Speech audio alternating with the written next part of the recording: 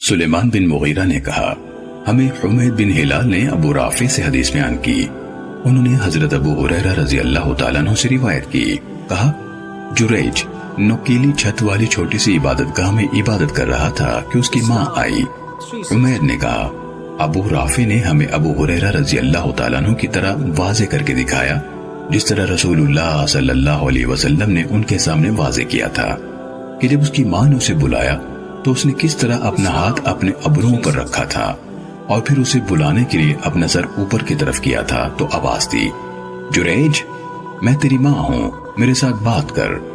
ماں نے عین اسی وقت ان یعنی جریج کو بلایا تھا جب وہ نماز پڑھ رہے تھے تو اس نے کہا میرے اللہ، ایک طرف میری ماں ہے اور دوسری طرف میری نماز ہے، تو اس نے اپنی نماز کو ترجیح دی۔ وہ واپس چلی گئیں، پھر دوسری بار آئیں اور بلایا جریج میں تیری ماں ہوں، میرے ساتھ بات کرو۔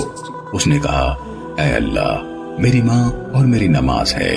انہوں نے نماز کو ترجیح دی تو ماں نے دعا کی اے اللہ، یہ جریج ہے، یہ میرا بیٹا ہے، میں نے اس سے بات کی ہے، اس نے میرے ساتھ بات کرنے سے انکار کر دیا ہے، یا اللہ تو اسے بدکار عورتوں کا منہ دکھانے سے پہلے موت نہ دینا۔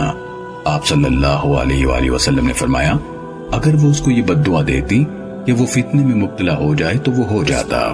فرمایا بھیڑوں کا ایک چرواہا بھی اس کی عبادت گاہ کی پناہ لیا کرتا تھا، یعنی اس کے سائے میں آ بیٹھتا تھا۔ فرمایا بستی سے ایک عورت نکلی، چرواہے نے اس کے ساتھ بدکاری کی، وہ حاملہ ہو گئی اور ایک بیٹے کو جنم دیا۔ اس عورت سے پوچھا گیا یہ کیا ہے؟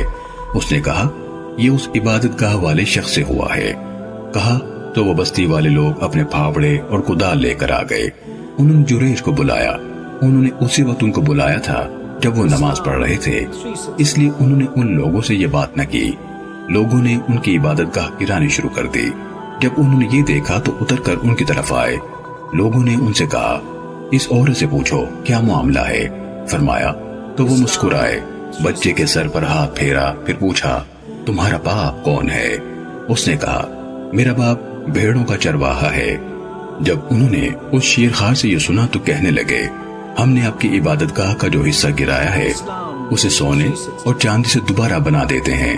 انہوں نے کہا کہ نہیں، لیکن اسی طرح مٹی سے بنا دو جس طرح پہلی تھی۔ پھر وہ اس کے اوپر عبادت گاہ میں چلے گئے۔ صحیح مسلم حدیث نمبر 6508۔